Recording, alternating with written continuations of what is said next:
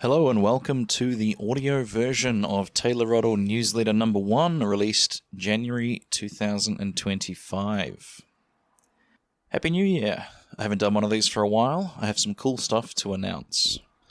You're receiving this email because at some point between 2018 and 2025, you came and saw a show produced by Can Do Comedy and opted into future marketing emails, or previously subscribed to my mailing list. If you no longer want to be on this list, there should be a big unsubscribe button in your email browser. Otherwise, just reply unsubscribe and hurl whatever abuse you like at me, and I'll take you off the list. I promise I won't be spamming your email with a bunch of shite. More often than not, I will probably forget to do an update, to be honest. Anyway, I've made some cool stuff, and I have some new stuff to announce for you. Free jokes, a handful of one-liners I'm working on at the moment. Number 1, I'm having some friends around to show them my new geese. It's a gander reveal party. Number 2, my local supermarket has a sign that says, place trolleys to the left to avoid congestion. I do it every time, but this bloody cold just won't clear up. Number 3, I'm a lot of fun at weddings. I come from a long line of conga dancers. Number 4, growing up, my dad always told me, son, you gotta take the big swings. I thought he was giving me philosophical life advice. Turns out he just meant on the playground. Number 5, my ex dumped me because I refused to stop sitting on her leg. She told me she just wasn't feeling it anymore. Comedy specials. I dropped 3 full-length comedy specials this year for free on YouTube. Well, technically 2.5, as one of them is a Frankenstein's Monster special with jokes from the other 2 specials. And I'd love it if you could share them around. Leave a like and a comment, and hopefully these will help me break through to the next level. At the time of this writing, I'm sitting just under 500 subscribers on YouTube, so if you'd be so kind as to hit subscribe, I might be able to hit that milestone soon. As I'm recording this several weeks after I wrote this article, I have actually hit that milestone. Thank you very much. So there's 3 links to my specials, Panic at the Buffet, Rodzilla, and Classic Comedy. You can click on those in the article. Podcast, Ruddle Me This is still going strong. I've hopefully got a couple of bigger name guests interested in doing an episode in 2025. I actually wrote "and" there. So this is another benefit of listening to the audio version. You are going to see me realizing I have misspelled things in real time. You can listen to the back catalogue on your favourite podcatcher by visiting www.ruddlemethis.com. A few episodes you might enjoy. We've got the State of the Ramble 2024, where I go over my year, evaluate it, decide what worked, what didn't, and what I'm going to do next year. We've got episode 97, Am I the Arsehole with Dave Adams. Very, very funny episode where we dive into the Am I the Arsehole subreddit and pass judgment on some people. And number 98, Emily from Corfi Fan Fest. Emily was, or is the graphics person and one of the organisers behind the anime convention Corfi Fan Fest. She's really lovely, and it was a great little chat. We have very similar life paths. Live appearances. The new year is back in full swing from next week, so if you'd like to catch me live, I'll be at Tuesdays at 6:30 p.m. at the Archer Brothers Christchurch in the Entex Centre. We've got G-Quiz that is free to play. We're giving out tons of prizes. Wednesdays at 6:30 p.m, Moi Moi on Wells Street, a G-Quiz again, free to play, very generous prizes there. Thursdays at 7 p.m, except for the last of the month, although that might be changing, so check the Facebook page to confirm. It's at Austin Club on High Street. It is the Laugh Cellar comedy show, $10 entry on the door, cash or FPOS is available. And the first Friday of the month at 8 o'clock, we are at Winnebago's Rangiora for Beats by Bingo. That is also free to play as well, and there's some very, very generous prizes there. I'm hoping to establish some more weekly gigs going forward, still hoping to find a venue keen to take a punt on a Monday quiz, so if you know anybody, then definitely let me know. I'm also working on getting Beats by Bingo into a few new venues this year, so keep your eyes peeled for that. Corfi Fan Fest, Henry Hickman and myself are going to be performing some nerdy stand-up comedy on the 18th of January 2025 at Corfi Fan Fest. At the time of this recording, that is 2 days ago. It'll be a short and potentially rough set. Brackets, little spoiler here from the future, it was not, it went really well. So I wouldn't go out of your way to get a ticket to come and see us. However, if you're going to be there at the fest anyway, then come by the main stage at around 11:30 and we'll be up towards 11:50, assuming everything goes to plan. At some point during the day, I'm also going to be participating in a sort of cosplay court of law where I'll be the lawyer for one of the contestants. I plan to bring all the knowledge I learned from watching Lionel Hutz on The Simpsons, and I'm confident we'll come away from it with a win, For more info and tickets from corfifanfest.co.nz. Once again, at the time this audio transcript is going live, It's already happened. It was a lot of fun, and we will be back next year. So mark the sort of second weekend of January for next year on your calendar. The new tour, kind of a tour, if you consider two cities a tour, which I do. Frankly, I consider gigging outside of my postcode being on tour. David Correos and I are back on our bullshit in 2025 and doing a mini tour. This is basically the only South Island leg of his 2025 tour for the show called Noise Zealand, which is going to be a combo of DJ and rave music and comedy. Dave has told me some of the stuff he's trying to achieve in this show, and I think it's going to be a really good night out. I'll be up ahead doing 30 minutes of new material. This will be likely the stuff that turns into my next show. See below. Get your tickets. The 2 links are in the article. You can click on those. Whilst in Dunedin, I'll also be making an appearance on the 31st of January at a show run by my good buddy Gerard Doherty at the inimitable... I can never pronounce that word. Inimitable. I got to stop using it. Moon's venue. The gig isn't live yet, but if you go and follow Dunedin Comedy on Facebook, you'll see it when it drops. So it is live now. I just wasn't when I made this. My next show. So hopefully dropping 3 specials in 1 year hasn't boxed me into a corner and set the expectation that I'll be dropping 3 every year from now on. I can assure you I won't be. The planets aligned for those 3 to be released in the same year. We'd already filmed Classy Comedy back in 2022, and Ruddle was written back in 2019-ish, and I just had to do some warm-ups to relearn the jokes and then record it. However, I'm still incredibly proud of getting Panic at the Buffet released. When I look at it, I can see a massive jump in quality of both material and production value compared to the previous 2. I'm not quite sure what the content of my next show will be, and actually that's been a lot of my musings lately, is trying to figure out who I am up on stage. Up until now, my whole act has basically been me telling things that happened in a funny way. And I think in order to get to the next level, there needs to be more personal content in the show. The audience should know who I am as a person up there. So for this January run of shows, a lot of my material is based on opinions that I feel strongly about, which is a new experience for me. I'm trying to get the audience on side with something they don't necessarily agree with. I feel like a bit like I'm a painter trying his hand at sculpting, if that makes sense. Some of the ideas I've been tossing around are billionaires can't have real friends, why men, and then by extension myself, hate going to the doctor. Millennials and Gen Z need to get together about pulling what's left of the ladder up behind us.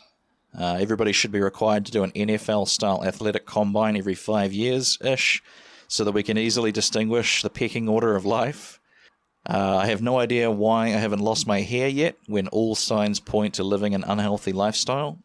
I've been chasing the high I felt kicking a door in 10 years ago ever since, and the only reason I don't smoke is because I've never smoked. I don't believe I have the willpower to quit. So these are some of the gags you can expect to hear expounded on at the Work in Progress shows with David Correos in January. Who knows what the final show will be about? Back when I was working on Panic, I thought it was going to be a happy-go-lucky show about how hilarious and weird ram raids are. There was a big chunk about the movie 300 in the previews, as well as the well-trodden territory of flying in a shitty airline. Thank you for reading, or listening in this case. Now, watch me forget about this until July sometime, when you can probably expect your next newsletter. Well, joke's on me, past Taylor. It's only 10 days until the next month, and I haven't forgotten yet. So thanks for listening. I hope this audio version was good for you to listen. I'm going to do this for each of them, and I think it'll be a cool way to integrate. So thank you for reading, listening, and I will see you next month. Cheers. Alrighty, welcome to the voiceover for the Taylor Ruddle Newsletter number 2, February 2025 edition. Title is, I did stand up at an anime con and Elon did a Sieg Heil at the inauguration. What a title, eh? I am recording this at 25 past 12 the night before it goes out. I am deliriously tired after getting back from my tour with David Correos. But I'm going to bash this out, and then genuinely I want to get about half an hour worth of playing Persona 4 in before I go to bed, so let's get this done. How is it February already? It's true what the great poets of our time Smash Mouth said, the years don't stop coming. Had a really busy January, in stark contrast to my very quiet December last year. The weekly gigs at Austin Club are beginning to pick up. We've had some really promising numbers coming through this year so far, and I'm feeling optimistic about 2025. For the next month or so, I'll be operating in a sort of maintenance mode where I haven't got many big or exciting new projects to announce, and things will be going steady business as normal. I'm happy to say that I've been on a diet since just before Christmas, and I've had no trouble sticking to it so far. I'm still a big boy, but the weight is starting to come off, which is not something I've experienced for many years. And about a month after I wrote this, I can confirm I am indeed still on the wagon. We had one cheat day when we were down in Dunedin, but other than that, it was tuna and rice for me.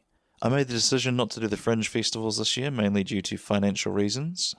Funny little secret bonus thing for the audio-only listeners. I inadvertently told I told the manager of the Dunedin Fringe that it was too expensive to their face. They came in to see one of the shows in Dunedin and asked if I was doing the Fringe this year, and me, not knowing who they were, just said, nah, can't afford it. So that's another little bonus tidbit for you, the audio-only listeners there. Although I also don't have a new show ready.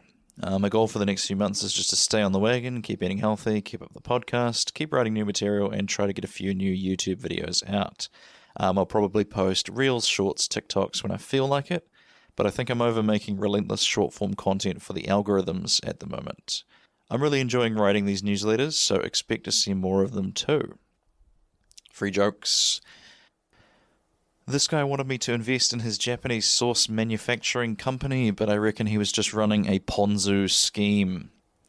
And number 2, I just learned Hitler apparently had issues with the tendon on the underside of his foot getting inflamed. I think he had plantar fascism or something. Number 3, I damaged the walls in my last flat, so the landlord took my spy thriller DVDs as compensation. Don't think I'll ever get my bond back.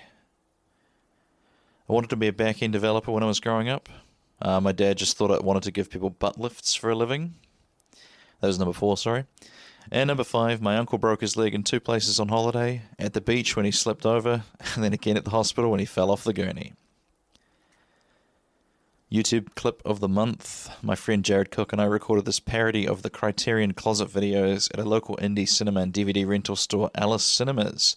And I was really underwhelmed by how little views it got. So if you watch nothing else on my YouTube this month, please go and check it out. Alice Cinemas were remarkably chill about us recording this nonsense there, so also go pay them a visit and pick yourself up a cheap DVD. This month's tiny joy is double monitors on the PC. I spent a glorious evening the other day playing Crash Bandicoot 3 on the left monitor and watching Dragon Ball Z Broly the Legendary Super Saiyan on the right, fantasizing that it was still 1999 and all was right with the world. This month's tiny bane is those days where it seems like it's going to start raining, but all you get are sporadic drops every now and then, and each time it drops, it starts to get your hopes up, only to be disappointed when it doesn't take. What you missed on Ruddle Me this month, my good friend Ben Tito Caldwell was explaining to me in layman's terms why the controversial Three Waters reform here in New Zealand ultimately failed, and he dispelled a bunch of misconceptions I had about it. Highly recommend you give it a listen, and then there is an audio clip that you can click. I don't think I can embed that here. I didn't realise how long the explanation is, not aided by myself constantly chiming in, but that should serve as a bit of a taster. It's fascinating stuff, and you can listen to the full episode here. Click the link. Gig report, Corfi Fan Fest 2025 on Saturday the 18th of January. Henry Hickman and myself, collectively known as the Geeky Blinders, performed a stand-up comedy at Corfi Fan Fest 2025, an anime convention. As far as we know, we're the only 2 New Zealand comics to ever perform at an anime con, so we're patting ourselves on back for having made history. We each had 5 minutes of stage time to test the waters. I wasn't sure how big of a room we were going to be playing when we signed up to do it. This ended up being the space, photo attached. Smaller than I was expecting, but still big enough to feel intimidating. However, the main stage area was well set up with rows of chairs, nice and close, so it felt intimate. And while there was a bit of noise from the people shopping at the stalls set up around the edges of the room, the people watching could still hear the jokes easily. I was surprisingly nervous before the spot. We won at 11:10 a.m, and there were maybe 25 people watching from the seats, with a further 75 or so in the full event space. I did the honourable thing and gave myself the bullet spot. That's what we call going first on the lineup. As we were doing something totally new, I didn't want to just drop Henry in it if it didn't go well. It was my idea to try stand up at the con, so it seemed just that I'd be the first one to die on my sword if it wasn't going to work. In the end, my fears were for naught, as it was a really lovely wee set. I would say about 70% of my material got a laugh, and the remaining 30% I can work with more time. I can get to work with more time.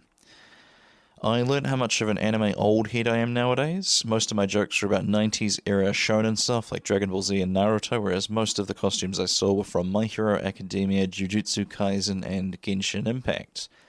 We'll do a bit more research next year and make sure I'm bringing the topical anime jokes in. Sailor Moon is still as timeless as ever, though, apparently. Then you can click on watch. You can watch the full set if you want to. I also participated in a bit of improv sketch comedy called Cosplay Court, where I was playing the lawyer of Leon Kennedy from Resident Evil, who was accusing Kazuha from Genshin Impact of smoking sunflower on his property. Kazuha was represented by Ken from the Barbie movie. It was just as off the walls as it sounded. The five of us had never met before and only had some rough bullet points to go off, so we were really making it up as we went. You can watch that right there, courtesy of APG Media. Gig report, David Correos, Noise Zealand opening night. I have the pleasure of riding David's coattails every few years when he wants to put on a South Island tour, and on the 25th of January was opening night at Space Academy here in Christchurch. At the time of this writing, I've only seen the opening night, but I'd like to write about it while it's still fresh in my head. First off, I absolutely recommend you go and see it, especially if you're a fan of David's, but even if you're not, it's a whimsical and silly hour of laughs in David's classic style, with a surprisingly vulnerable chunk towards the end. And now that I've seen the show another 7 times, I can still attest to that. It's still very much worth going and seeing. But admittedly, I wasn't sure I quite understood David's vision when he told me about it in the lead up to the show. He had said he wanted to create the atmosphere of a rave, but wanted to allow himself to be silly, which is not something DJs typically do. I was picturing in my head to be almost a mime show, with music playing constantly throughout, David's antics happening throughout. Shouldn't use the word throughout twice there. But I was way off. Essentially, it's the same David Correos character we know and love, but he's been teleported behind the decks and is responsible for running a rave event. It's full of classic Correos-style physical comedy.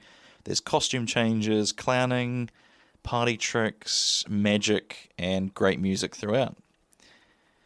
The part that absolutely blew me away, though, was just before the end, when through some audio trickery and acting ability, David simulates the feeling of standing outside the club after a night out, and talked candidly about a complicated situation from his personal life that he went through for most of 2024. I won't say any more about it as not to spoil the show, but he really captured that whiplash you go through after a night out. When you leave the venue, your ears are still ringing a bit, it's cold and windy, you can still faintly hear the beats from inside, and on the waddle back to the taxi stand is when the debrief begins. I think later on in the show he said something like, you always run into some battler who says to you, oh, I used to be in love once. This part alone is worth the price of admission, in my opinion, and I can't wait to see how David develops it over the course of the tour. Oh yeah, shit. I was opening for David on this tour, and it was a few days after Elon did a Sig Heil at the inauguration ceremony, despite what he says. I love World War II history, so I leapt on the chance to talk about it while it was still somewhat topical. You can click on the link and watch it, and see a whole bunch of comments of people calling me a neckbeard. Apparently Elon defenders come out in force. Dull Men's Corner. I love the litany of Dull Men's clubs on Facebook, so each month I'm going to share one of my own dull experiences here. Just before Christmas 2024, I decided I needed to sort out my diet, so began doing things such as calorie counting, portion control, and measuring ingredients properly. One of my favourite dishes to make is a mini tuna pasta bake with cottage cheese, spinach, and onions. I allow myself 1 cup of uncooked pasta that I mix dry into the wet mixture and bake in the oven for around 15 minutes. My mind was blown to learn that you don't need to pre-boil your pasta when using this method if the wet mixture has enough moisture in it. As much as I'm enjoying the new convenience, I weep for the time wasted pre-boiling pasta up until now. After much experimentation with the different shapes of pasta available, I have settled on elbows, or schiferi, as my preferred medium.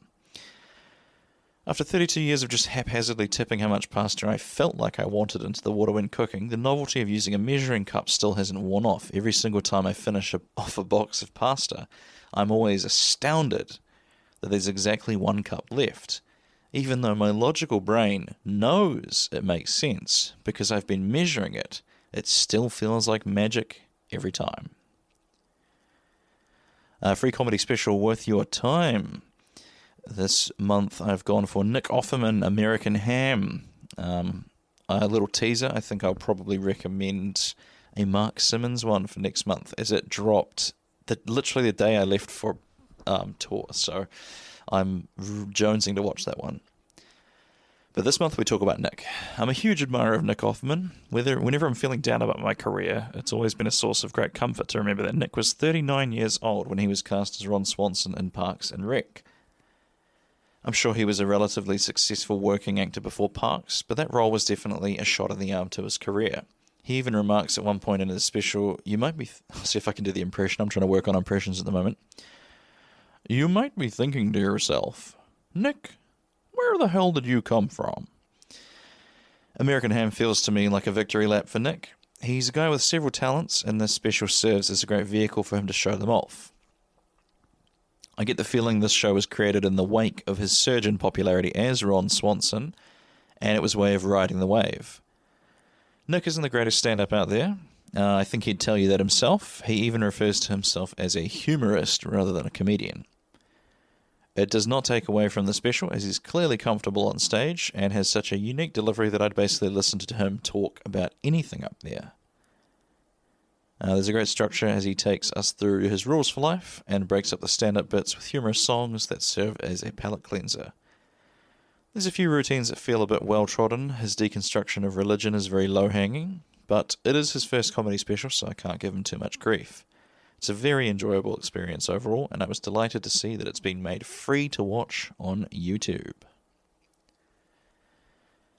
And to wrap things up, here are some of our appearances coming up. Every Tuesday at 6:30 p.m. I'm hosting the quiz night at Archie Brothers in the NTX Centre. I was actually recognised at another quiz night from that quiz night, so, word's getting around. That is free to play. Wednesdays at 6:30 p.m. quiz night at Moi Moi and Wells Street, as it always been, free. Thursdays at 7 p.m. the Laugh Cellar. We are now on every Thursday. I think I've announced that somewhere on the social medias, but we've got that last Thursday of the month now, and that is at the Austin Club on High Street, $10 on the door. And the first Friday of the month at 8 o'clock, Winnebago's Rangiora. We are doing Beats by Bingo, which is free to play, but it does help to book in, as that does fill up very quickly. Nothing else to announce just yet. We are working on getting another Beats by Bingo in a central city location, but progress has been a little slow on that. And I've been on tour, so. That's it for another month. Thank you for reading, or in this case, listening. You can also follow me on YouTube, Instagram, Facebook, or TikTok if you'd like to see what I'm up to in real time rather than 1 month at a time. Thank you for listening. I have a lot of fun doing these because they are very fast and loose, and I hope you enjoy listening to them too. I'm starting to slur my words so badly now. I'm so tired. Thank you for listening, and I'll talk to you next time. Alrighty, welcome to the audio recording of the Taylor Ruddle newsletter number 3, March 2025. This one is titled T-shirts, Trading Cards, and Going Top Rope. I started writing this newsletter at 3:02 a.m. one particularly insomniac day. Last time I ever have a double chalky milk day. I don't have a whole lot to report except for the fact that it's been fucking hot the last few days and I'm over summer already. I hope you're having a good year so far. I'm somehow still managing to live large and scrape by. Free jokes for the month. I haven't been writing a ton of one-liners lately, so I've only got 3 jokes for you this month. Number 1. I bumped into a guy at the mall and then later discovered the bastard had stolen my wallet. Talk about a petty criminal. What an overreaction. Number 2. For stress relief, I recommend running sandpaper up and down a plank of wood. Really takes the edge off. Number 3, in Ireland I asked a bartender for a drink recommendation and he said, "Why don't you try a Guinness stout?" And I said, "That's a bit uncalled for, pal. You're not so thin yourself." YouTube clips. I've been working on trying to get better at doing impressions, and this first video is episode 1 in a series where I'm documenting the process. And there's a link for the video.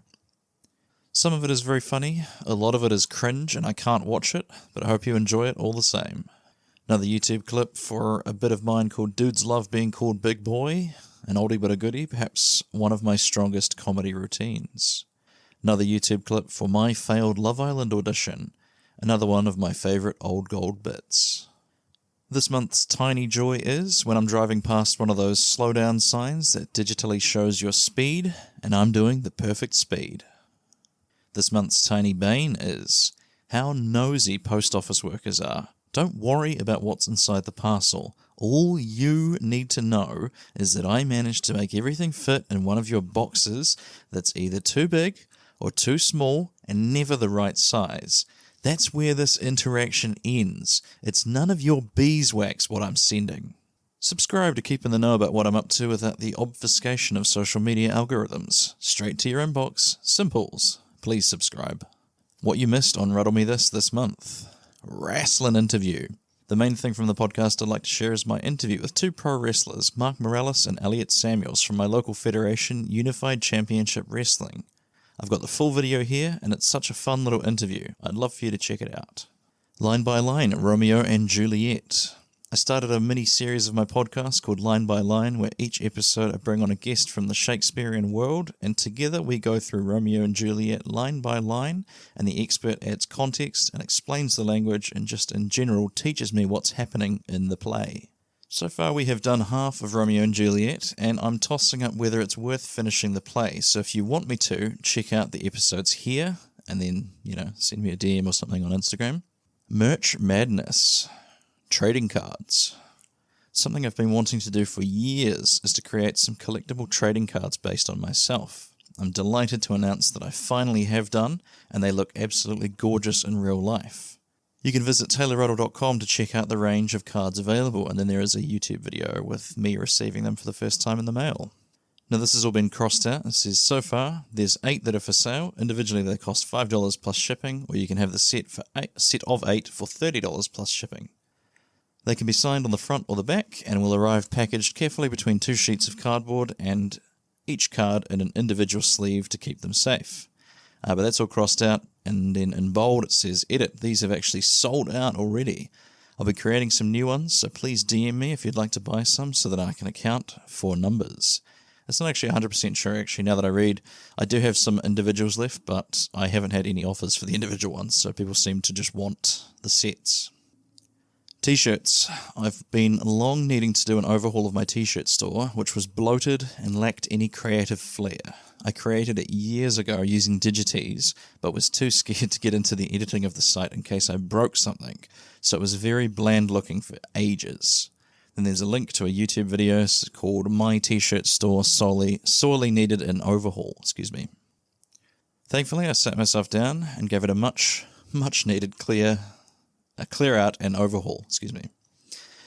90% of my tees had never sold a single one, so I removed the bulk of these and added some cool thumbnails to the tees that were worth keeping around. There's a screenshot of what the store looks like now, and you can head along to www.taylorruddle.com/merch to have a look for yourself. Dull Men's Corner. I love the litany of dull men's clubs on Facebook, so each month I'm going to share one of my own dull experiences here. A side project I've recently undertaken was doing a bit of research into my family's history, coat of arms, and heraldry. There are a whole pile of branches to the Ruddle family, and its origin story is spotty, but from what I can see, we came over to England during the Norman invasion and settled in Yorkshire after being granted some land in the fiefdom. Name variants include Rydale and Ruddle, and from what I can tell, the name stems from a house or a hall with a red or ruddy roof on it, which over the years morphed from Rudd Hall to Ruddle. Our coat of arms is pretty boring. It's a red chevron and 3 stalks of wheat. This is perhaps the rye from Rydale. And there is often a greyhound depicted alongside the heraldry. Our house words are, I hope to share. Then there's a photo. Here are some examples I could find online. I've spent a bit of free time trying out different arrangements of chevron, wheat, and greyhound. Which version do you like the best? Leave a comment, as I'm intending on getting one of these created as a pendant. I hope it's not considered disrespectful to modify this nearly 1,000-year-old design, but I've read it's not uncommon for people in history to do things like reverse their house colours or change bits and pieces of heraldry. All the ingredients I've left in there, just in different arrangements. It'll probably be fine. Then there's an image showing my sort of 4 favourite frontrunner designs. These are my 4 frontrunners so far. Which one do you like the most? For the vision impaired people, I'll describe them because you might be able to give me some feedback. So the first option is a red chevron at the bottom of the shield with the 3 stalks of wheat in white over the chevron, and then a red greyhound silhouette above that. Second design is the chevron in the middle of the shield with 2 stalks of wheat above and 1 stalk of wheat below. Third design is red chevron in the middle, 3 stalks of wheat above the chevron, and then a silhouette of the greyhound below the chevron. And then the fourth one is the red chevron in the middle, the 3 stalks of wheat below, and then the greyhound in a different pose in a sort of wiggly S shape that looks like it's running. And they're all on a white shield. I probably should have said that at the start. So these are my 4 frontrunners so far. Which one do you like the most? A free comedy special worth your time. So this week, the choice is Mark Simmons' Quip Off the Mark on YouTube. I'd been wanting to watch the special for so long now, and it absolutely did not disappoint. I've been following Mark Simmons for years via his podcast, Jokes with Mark Simmons, where other comedians bring on jokes they couldn't get to work, and they discuss them. It's a delightfully simple premise. It's a joke nerd's delight to hear how some of the best minds in the industry think about joke writing. Mark Simmons is a one-liner comic, and the main reason I was looking forward to watching this special is to see how Mark deals with the variety of pitfalls that happen when a comic tries to fill an hour with just one-liner jokes. One example is allegedly every 7 or 14 minutes is when audiences begin to tire of straight one-liners. So if you go and watch any one-liner comics hour special, like clockwork, every 7 or 14 minutes they'll switch it up and do break devices, as we call them. Jimmy Carr talks to the crowd, Milton Jones does characters or impressions, Dimitri Martin will do songs, etc. Mark navigates these pitfalls elegantly, and this special is an absolute masterclass in structuring a one-liner show.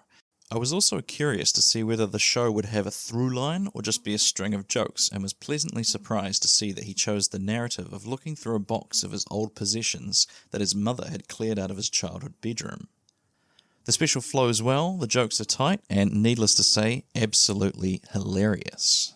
Upcoming appearances. So Mondays, watch this space. I can't announce it just yet, but it looks like I've finally got a Monday quiz in the works. I'm just waiting on the confirmation for that, so keep your eyes peeled. Tuesdays at 6:30pm, I do a quiz night at Archie Brothers in the EntX Centre in Christchurch that is free to play. Wednesdays, 6:30pm, quiz night at Moi Moi on Wells Street that is also free to play. I would highly recommend you start booking in for that to make sure you get a table. Last week, I had to literally turn people away because it was so bloody packed. Thursdays at 7 o'clock, we have the Laugh Cellar Comedy Show at Austin Club on High Street. That is $10 on the door. You can ring them up to reserve your spot. That one, it probably does pay to reserve. It's kind of a mixed bag. Some weeks will be standing room only, and then, for example, last week when Electric Ave was on, it was plenty of room. So, yeah, it pays to book, but sometimes we have quiet nights there. First Friday of the month at 8 o'clock at Winnebago's Rangiora, I have Beats by Bingo, which is also free to play, so come out and have some yummy pizza and play some bingo. And then on the 8th of March, at Unified Championship Wrestling's Summer for Assault, I'm going to be dropping in as a special guest ring announcer for a couple of matches. I will also just be watching the matches as well, so come and say hello if you see me in the crowd. Pen Pal Corner. Each month, I'm going to try and include something from a friend of mine who also has a mailing list as well as a link to sign up, I genuinely look forward to receiving newsletters each month, so I'm keen to try and get a bit of a renaissance going. This month, my pen pal is Dan Bain. His newsletter is called Newsed Octopus. So here's 3 questions and answers from Dan. Question: if you and I were a wrestling tag team, what would our team name be? Answer: The Overthinkers. Question: if we were trapped on a desert island together, how would we pass the time? Answer: I assume going, did you ever see X do comedy? He had this bit that... until we both died of dehydration. Question, what's your favourite thing about you writing your newsletter every month?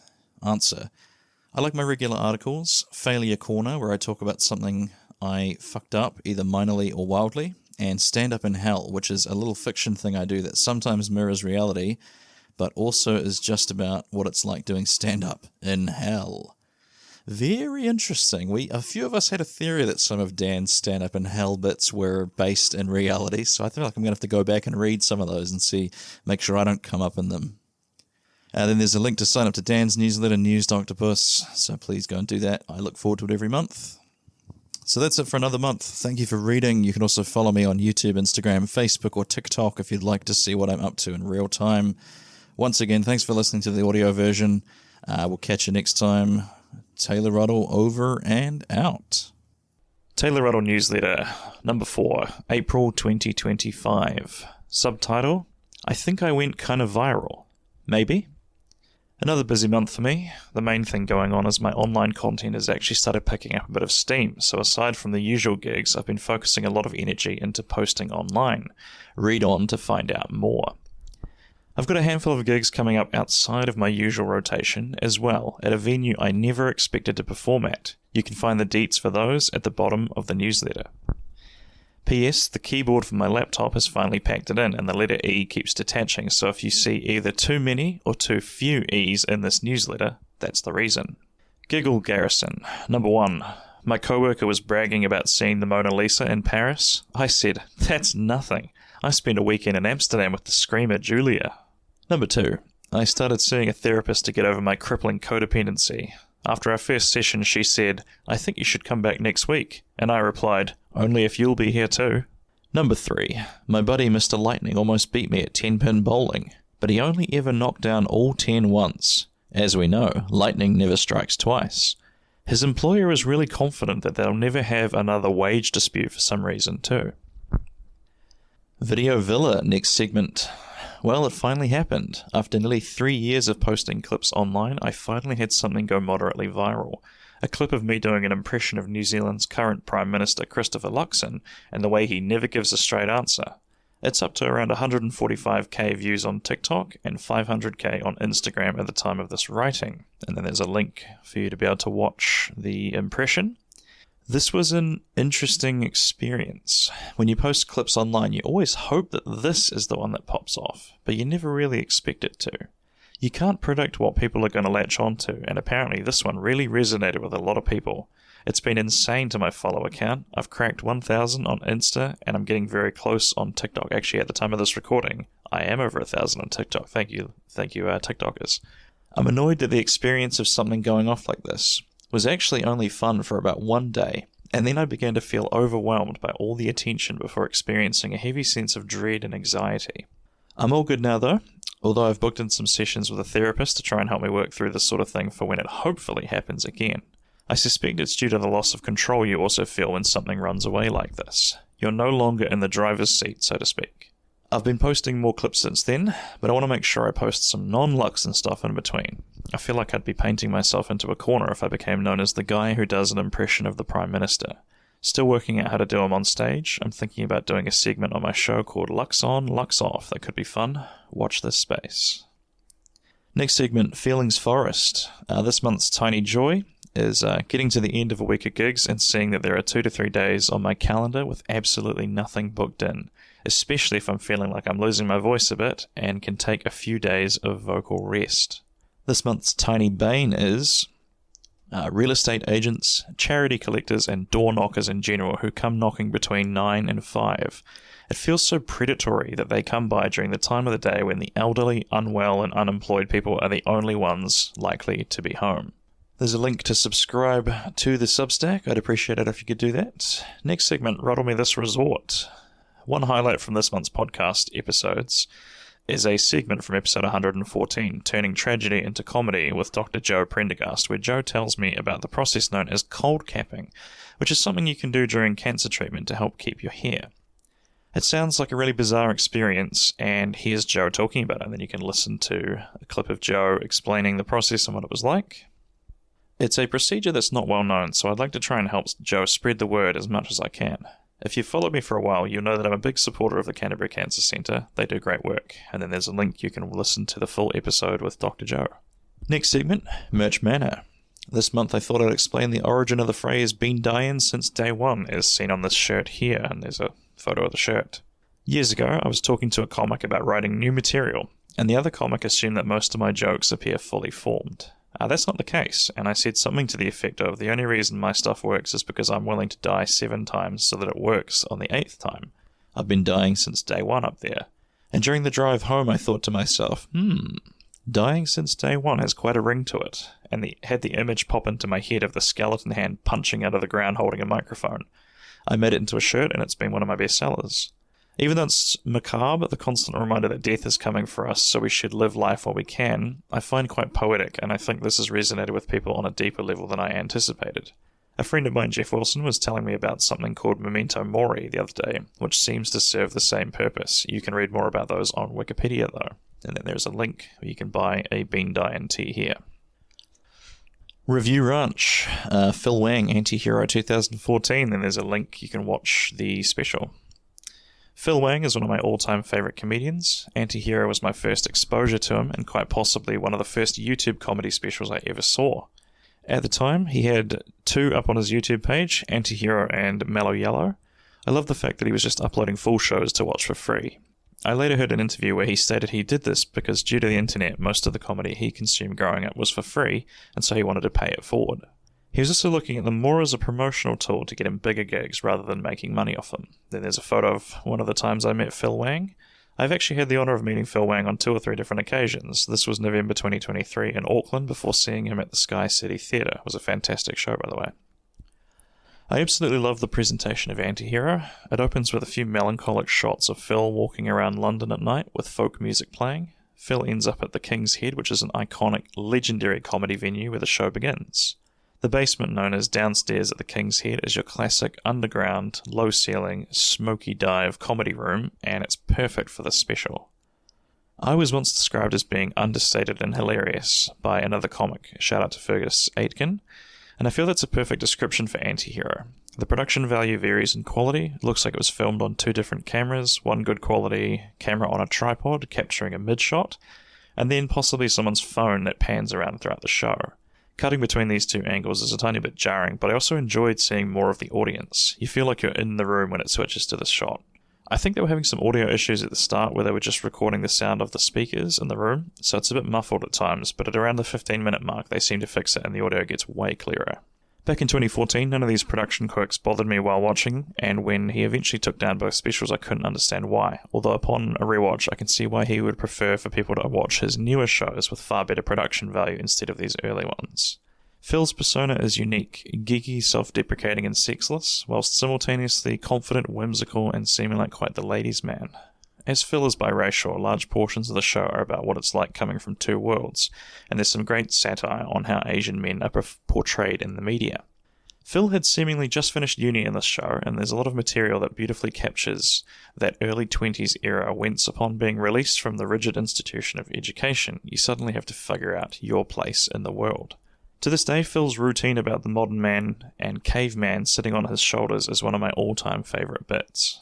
If you've seen Phil before, this show might seem like a stripped-down or subdued version of Phil without all that Philly wang stuff that he does nowadays. I've always thought that Phil's material was so sharp that a lot of the goofing around he does with his name was surplus to requirements, but that's just me. I'm a bit of a comedy curmudgeon. I'm impressed that even 10 years ago Phil was more or less the finished article. He'd already found his voice, so if you like his stuff now, you'll love Anti-Hero. He never does explain why he called the show Anti-Hero. Maybe I'll get to ask him someday. Next section, the event estate. I had the pleasure of appearing at the Unified Championship Wrestling event, Summer for Assault, in March, and do some guest ring announcing and ringing the bell. My co-announcer was Taya, who's one of the kindest people I've ever met in showbiz, and a great MC. And there's a photo of us standing together. My good buddy Elliot Samuels ended up winning his match and earning a title contract that allowed him to challenge for any of the UCW championships at their next event, Frostbite, on the 31st of May this year. I actually did the graphics for Frostbite, so I will definitely be in attendance.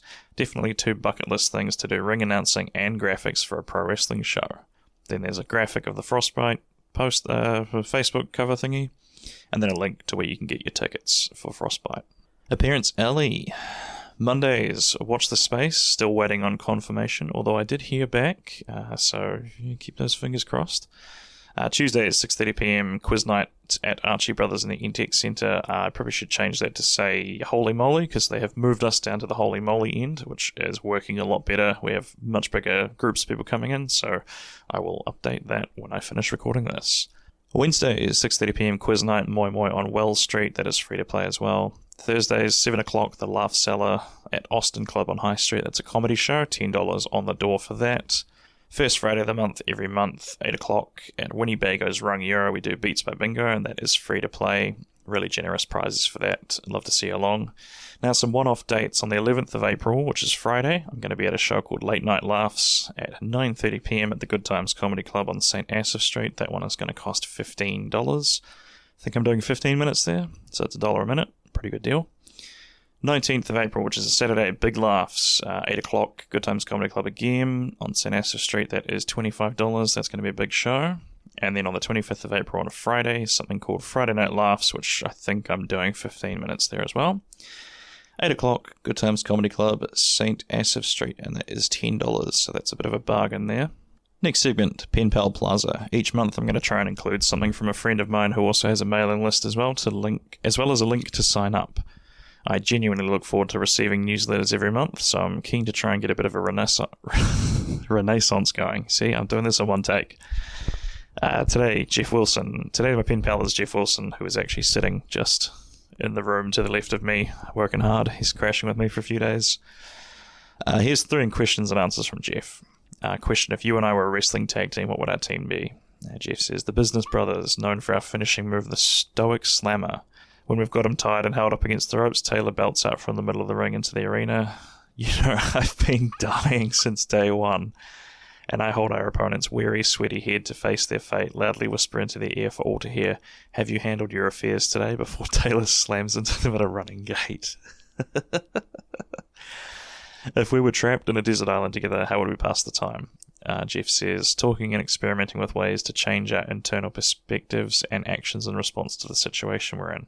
Sure, it may look hopeless, but that's only true if we believe the only hope to hold was that of an escape. What about hoping we successfully invent a method to distill clean drinking water using the materials at our disposal? That's a worthwhile hope we can influence, so let's get to it. Final question, what's your favourite thing about writing a newsletter every month? Answer, right now, knowing that the only person pressuring me to publish something new is me. Nobody's nervously looking at their watch and anticipatingly tapping their foot, waiting for my next blog post to drop. I'm waiting, Jeff. I'm waiting a lot. Despite my ADHD brain frequently telling me that what's at stake if I don't get this out by the effective arbitrary due date I set for myself, I'll write when I'm ready. If I would feel more comfortable reworking on my website first, and I do, then digitizing my latest handwritten musing can wait. And then there's a link to Jeff Wilson's newsletter, Jeff Wilson's work here. Another button asking you to subscribe, and that is going to bring us to the end of the newsletter. That's it for another month. Thank you for reading. You can also follow me on YouTube, Instagram, Facebook, TikTok, if you'd like to see what I'm up to in real time.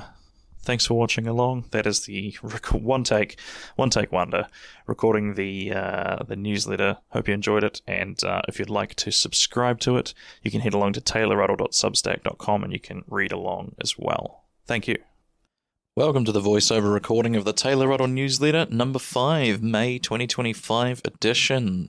This one's subtitle says, 2 years as a full-time comedian, another successful Cancer Society fundraiser under our belt, plus a mental health awareness show shows promise.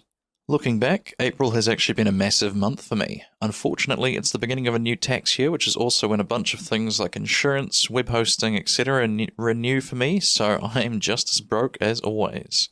Cancer Society fundraiser. We had a very successful fundraiser for the Cancer Society on the 10th of April, raising something like $500 for them, which is great. I'm sure we don't raise as much as some other big companies or events do, but it feels great to know that we're doing what we can to help. Renegade Brewing Co. A brewery that I've been doing some graphic design for called Renegade opened on the 17th of April and had a massive opening weekend. Here's a few of the tap badges I've designed for them. Then you can see some images for Mega Juicy, the Renegade IPA, and Frosty Ultra. I've got about 3 more to come, I think. Comedy gigs. I performed 7 comedy spots for other producers, which is rare. Usually I only do my own shows, but it's been a real cool month. It's such a dumb sentence. My brother Matt Lilly started up a weekly pub open mic at the Victoria Freehouse that I've done a couple of times, and it's always a joy. And then there's a graphic of the Facebook cover image. Christchurch Creative Network Mixer. I've also started an initiative to bring together creatives from different disciplines around Christchurch, try to get a bit of cross-pollination going between everyone. If you're a creative yourself interested in attending, check out the Facebook event for details. Please register if you'd like to attend. Don't just turn up on the night, as we are severely limited for space, and it would break my heart to turn peeps away on the night. And there's a graphic for the Mixer. Oh yeah, and shoot, it's been 2 years since I've taken the plunge to become a full-time comic. There'll be an episode of the podcast tomorrow at ruddlemethis.com where you can listen to me talk about how it's gone. Alrighty, we're swinging into the giggle garrison now for some free jokes. My friend's just been promoted to territory manager at Coca-Cola. He drives up and down the country peeing on telephone poles. My therapist's office had a bowl of sweets in the lobby with a sign saying, "Help yourself." I saw that and went, no, that's your job, pal. I was messaging a girl on Hinge and she told me that she has HPV. I said, awesome, I love Harry Potter 5. Now we enter Video Villa. I was a guest on Tristan Miller's podcast called Focus Testing, where we talked a whole lot about the movies, and in the end came up with an improvised movie based on the single word prompt of liberty. I could talk to Tristan for hours about films. Hope you'll enjoy it. Tristan also has a comedy special called Manic Impressive dropping on this very same YouTube channel on the 15th of May 2025. That's about 2 weeks away. And the album will be on Spotify and Apple Music and Bandcamp, so definitely check that out. Tristan is one funny cat, and you can listen to the podcast there. Now we're entering the feelings forest. This month's tiny joy is new pillows. I've had neck and back issues for years due to the way my head flops when I sleep. So I know it's time for a new pillow whenever I start getting frequent stiff necks in the morning. No better feeling than waking up without a sore neck after a pillow change. This month's tiny bane is the weather that feels like it's about to ready to burst and be a proper rainstorm. The clouds are nice and dark, but it never quite breaks, and you have a whole weekend of this weak sauce on and off drizzle. Give me a good downpour, damn it. Funnily, ironically enough, it's actually been passing down for 2 days here in Christchurch, so got my wish, I guess.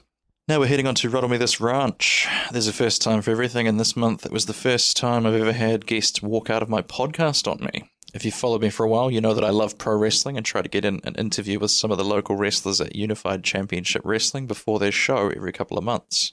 There's a photo of me with UCW Light Heavyweight Champion Kawa Cooper and his manager Archie Bauer.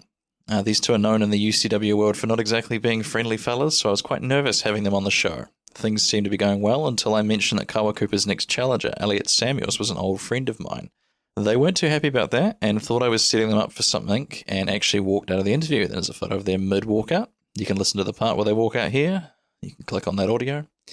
Or you can watch the full thing happen on video here, and then there's a link to the YouTube page. You can get tickets to see Elliot challenge Kawa Cooper at the next show, UCW Frostbite. I did the graphics for that show as well, or by clicking the image or visiting championshipwrestling.co.nz. And that is a mighty fine graphic if I do say so myself. Alrighty, now a little trip into Merch Manor. I haven't added any new merch to the Manor this month. However, a friend of mine, Trubadette, does wee doodles of comedians on her iPad while the show is going on. And even though I wasn't wearing the particular tee on the night, it is absolutely on brand to see me wearing a tee with my own face on it. I feel like my next merch product ought to be Trubadette's sketch saying, "Hey, it's my face." This makes sense if you're looking at the photo. If it's just audio, it's going to be confusing. Trubadette also has a newsletter which you can find at trubadette.substack.com. Now we are headed to Review Ranch. I just realised I used Ranch twice for Ruddle Me This in review, so I'm going to need to change one of them. Josh Kingsford, Midnight Porridge 2023. There's a link to watch the video. Josh Kingsford is the recently revealed name and face of the popular comedy YouTuber Comedy Without Errors, which I'm sure you're already familiar with. If you're not, you need to be. Midnight Porridge was filmed over several nights of comedy at different venues all around the UK. There's an awesome variety of sets, from what looks like a thespian theatre through a range of different classic English pubs and ending up at a coffee shop gig during the daytime. This might be off-putting to some people, but I absolutely loved seeing the range of gigs. Comics often say a special filmed in a theatre is actually nothing like 99% of the gigs we perform at, and this special shows the wide range of actual places that an up-and-coming comedian will perform in. In between each show, there's a stop-motion animation of a teddy bear doing various things, which helps serve as a through line for the special. The individual comedy bits aren't narratively connected to each other, but the teddy bear interludes help tie it all together and make it feel like a complete package. Josh's material is fantastic and well written. He's got a range of subjects that all felt personal to him, and while normally I'm not huge on abstract or esoteric stand-up comedians, I really enjoyed Josh's act-outs, from the impression of what it would be like to shag Barbossa from Pirates of the Caribbean, a bit which genuinely had me doubled over laughing, easily the hardest I've laughed at a stand-up bit in years. I'm giggling just thinking about it now. To singing like the high-pitched, scraggly bearded men that make up his entire music taste in the middle of a coffee shop. Josh really bears his soul during this special in a way that's terrifying to me, an emotionally stunted Kiwi man. Josh's influences of James Acaster, Stuart Lee, and possibly a bit of Bo Burnham show through well, but Josh still feels distinct from the three of them as he presents as a sort of awkward, nerdy, introverted guy who's also very capable of busting out a really intense impression or song and committing 100% to the bit. Josh has been reviewing comedy for years, and it was so good to see him practice what he preaches in this special. The event Estate. I had the pleasure of sharing the stage with Mariah Bowden, a Kiwi comic who's been living and gigging in the UK. As it turns out, Mariah and I have had a somewhat parallel careers. Mariah started comedy in Korea, while I started in Japan, and our two local scenes had done a few crossover shows here and there. Most surprising to me was that we both went to the same high school. There's a photo of myself, Mariah, and then Sasha and Jude Reed, who also went to the same high school. Now, this isn't noteworthy because of the generic Christchurch old boys, what school did you go to thing. More so that we both went to a somewhat unusual high school. At the time it was called Unlimited Paenga Tawhiti, but now it goes by Ao Tawhiti. I don't talk about it very often, and it's somewhat hard to explain really what it's all about, so the easiest thing to do is to check out the website and have a read for yourself. But in a nutshell, it's a school that does things differently. We were allowed to pick all of our classes for each term, and we weren't forced into doing things like maths or science if you were more inclined towards the arts like I was. We were also encouraged to work on an individual project which was called an LDE, or Learner Directed Experience at the time. Mine quite often was programming, little flash games, and video games in Flash, doing animations, stuff like that. I suppose what I found so cool about meeting Mariah was to know that someone else from there became a comic too. Unlimited started out in 2003 with 40-odd students. It's currently sitting around 600 now, and as far as we know, we're the first two comedians to come out of the place.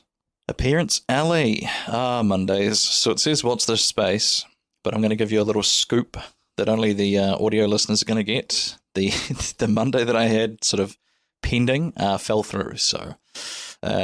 keep your eyes peeled. I'm still working on a Monday, but that particular one did not happen.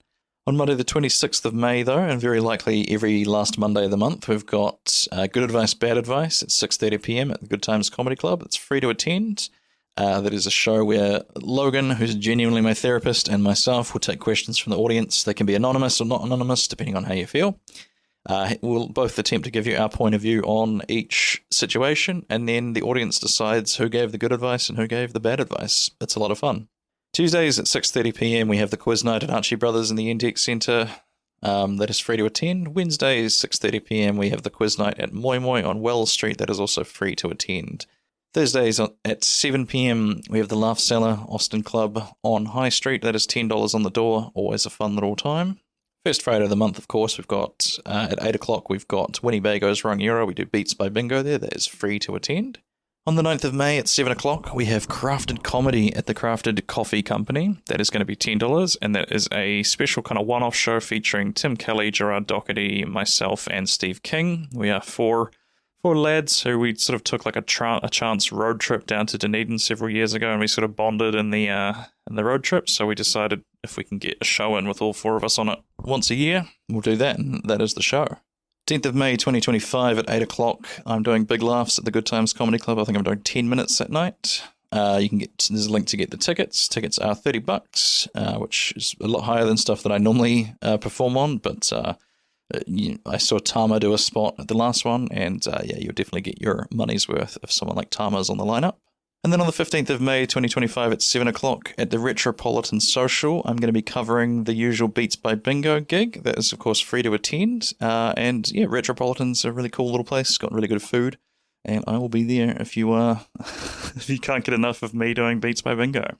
That's it for another month. Thank you for reading. You can also follow me on YouTube, Instagram, Facebook, or TikTok if you'd like to see what I'm up to in real time. Thank you for listening to the audio version as well. I'll catch you next month. Welcome to the audio edition of the Taylor Ruddle newsletter number 6, June 2025. I'm going to be in a children's theatre show this school holidays. I'm going to be honest, fellas, this is going to be a short newsletter. Hopefully it improves my rapidly diminishing opened percentage on Substack. This month has been crazy busy, which has been awesome for the wallet, but not good for my stress levels. It's all go back to normal in about a month or so, but for now, it's a mad dash. I've been doing heaps of design for RGB Monster over in the UK as they saddle up for the Ed Fringe. I'm hoping I'll be able to join them over there someday, but man, flights are expensive. If you know any friends over there, definitely send them to the RGB website. They run a whole pile of cool shows every year. First of all, your free jokes. I woke up at 11 a.m. to a text from my girlfriend. It said, "Wake up, sleepyhead." I replied, "I'd love some," and now I'm sleeping on the couch. Number 2, did you hear about the machines that helped blind people until they inevitably turned on them? They were called Seeing Eye Robots.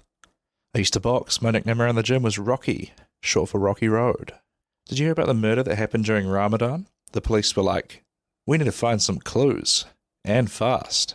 I went to Lush because they have a sign saying fighting animal testing, but they wouldn't let me test any of the fighting animals. 3 Bears.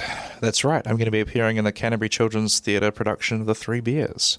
I won't tell you which character I'm playing, but I assume it's not hard to guess. Great thing to bring your kids to during the school holidays. Get your tickets here, and I wouldn't wait around. They are selling quick.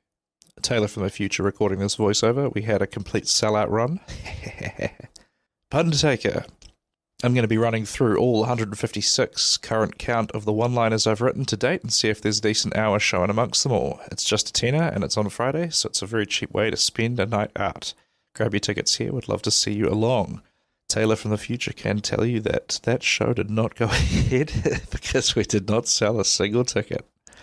June appearances. Mondays. Update, the Monday gig I was pending fell through. Womp womp. Tuesdays, 6:30pm quiz night Holy Moly in the Intech Centre. Free. Wednesdays, 6:30pm quiz night Moi Moi on Wells Street. Free. Thursdays, 7 o'clock, the Laugh Cell Austin Club on High Street. $10 on the door. The 6th of June, Friday, 8 o'clock, Winnebago's Rangiora Beats by Bingo. Free. 12th of June, Thursday, Beats by Bingo at the Sale, Timaru, 7 o'clock. Might be $10 entry, I think. Yes, I think they were selling cards for $10.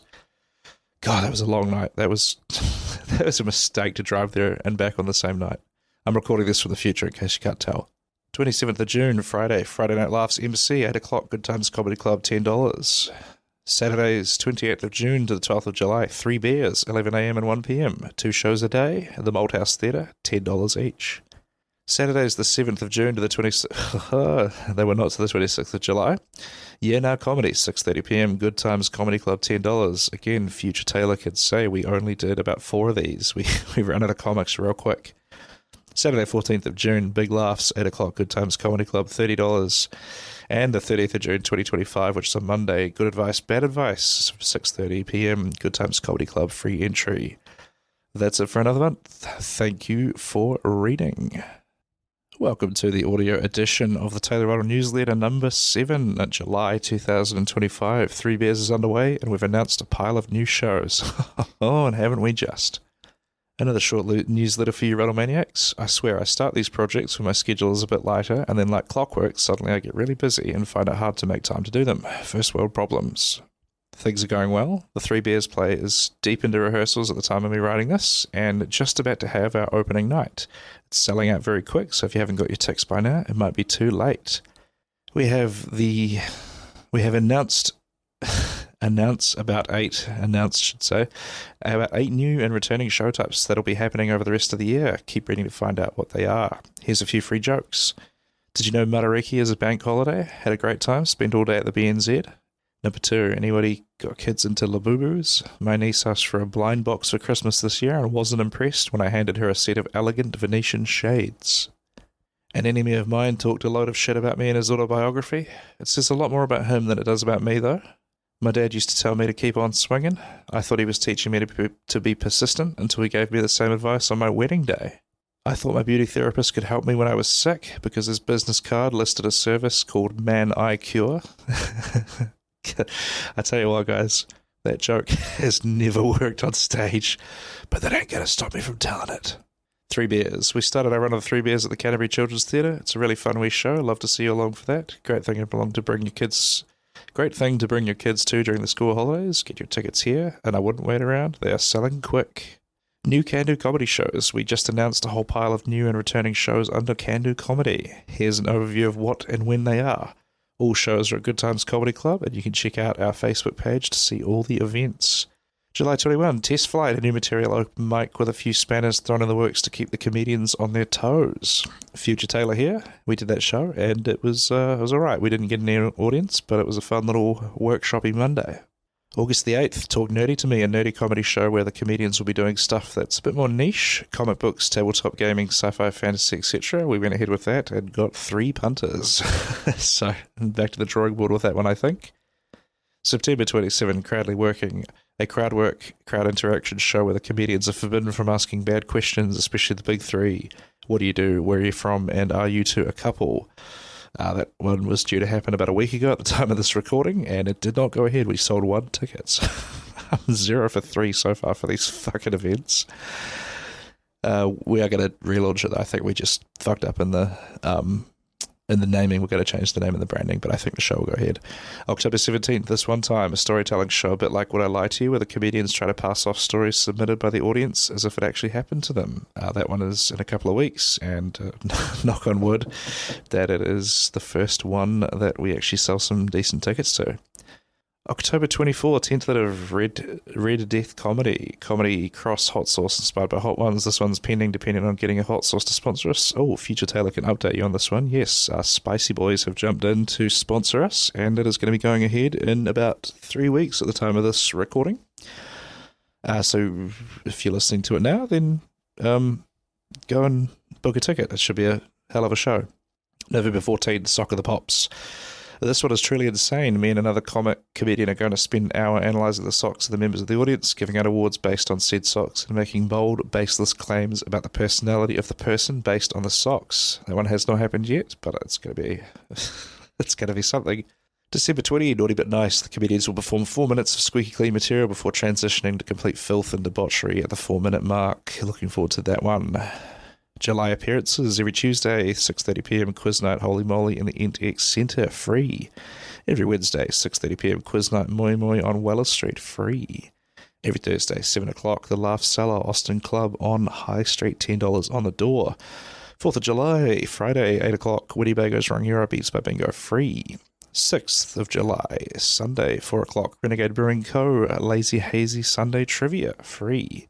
25th of July, Friday, 8 o'clock, Winniebago's Rangiora Beats by Bingo Midwinter Christmas. That was a fun one. Free. 28th of June to 12th of July, Saturday and Sunday, 3 beers, 11am and 1pm, 2 shows, the Malthouse Theatre, $10 entry. 26th of July, Saturday, the Year Nah Comedy Grand Finals.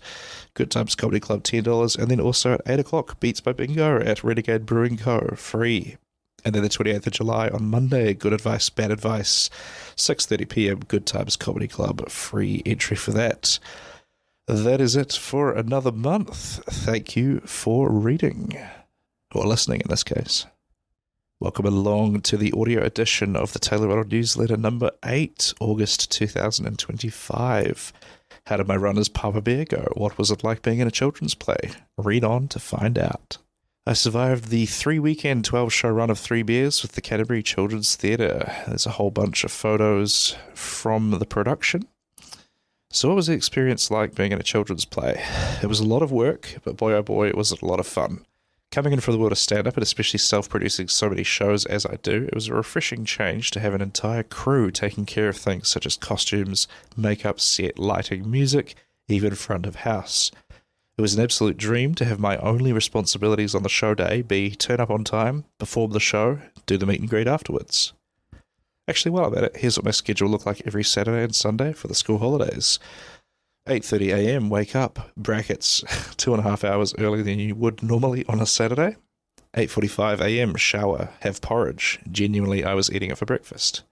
9:30am, drive to theatre. 9:55am, arrive at theatre strategically slightly earlier than the ladies so that I could get changed first, and then the changing area was all theirs. 10:30am, go to makeup. 10:55am, go to starting places. 11am, do first show. 11:30ish, meet and greet with the audience. 11:45am, lunch, chill out for a bit. 12:30 p.m, makeup touch-ups, usually redoing my nose and lips. 1 o'clock, show number 2. 1:35-ish, meet and greet number 2. 1:45 p.m, remove makeup, get changed. 2 o'clock, drive home, get sushi on the way. I want to give a massive shout out to Phil, who is our tech and stage manager, and Viv, who is our MC, and genuinely tucked me into bed every single time we did the show. A combination of me being fat, uncoordinated, and having a massive bare feet made it difficult to get into bed and tuck myself in smoothly, so Viv helped me in all 12 shows, twice a day it should be. Twice a show, yes. As someone who's genuinely very high-strung when running a show, Phil amazed me with how relaxed and cheerful he was throughout the whole run of the show, even though when I was a rogue bear and went off script a little bit. Brackets, sorry about the high blood pressure, Phil. Deirdre and Jackie are our makeup team, and this is my first experience ever wearing stage makeup. I'm sure the shine would wear off eventually, but I really enjoyed the process of being made up. I felt like a bougie bear every morning. I love the end result too. I feel like we all look like storybook or fairy tale characters. The rosy cheeks are my favourite touch. Another shout out to Victoria, our director, for taking a punt on me, having no experience in theatre, and genuinely offering me a shot after a phone call audition, as well as being patient with me as I figured it all out, and checking in regularly to make sure I was doing okay.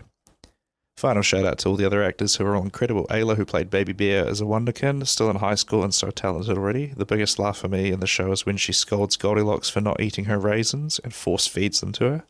Charlotte, who played Goldie, was amazing too. Her command of accents that she can put on and off at the drop of a hat was so impressive, and I really enjoyed shooting the breeze about cinema with her in the downtime. Bridget played Mama Bear and was so good. I can't even really explain what she was doing. It was something in her intonation, but the second rehearsal when she switched on the voice and mannerisms of Mama Bear, I was like, oh damn, she's good at this. Bridget was also so welcoming of me and seemed genuinely interested to learn about the stand-up world. By the time we were a few shows in, we all felt very comfortable mixing it up and bantering in between the lines of the script. We also tried to work in as many bear puns as we could possibly imagine. It was a small cast, but I feel blessed to have such a good crew for my first experience. Nobody had any ego, and there was no drama or anything backstage. And the backstage chats were always lighthearted and chill. Felt like we all had each other's back. It's getting a bit long now, but I'd be remiss to mention the meet and greets we did after the show, which were always hilarious. We each had a pen, and the kids could come and say hello, take a photo, and we'd sign their program. I don't have kids, and I don't spend a lot of time around them, but to my surprise, I actually did enjoy these meet and greets.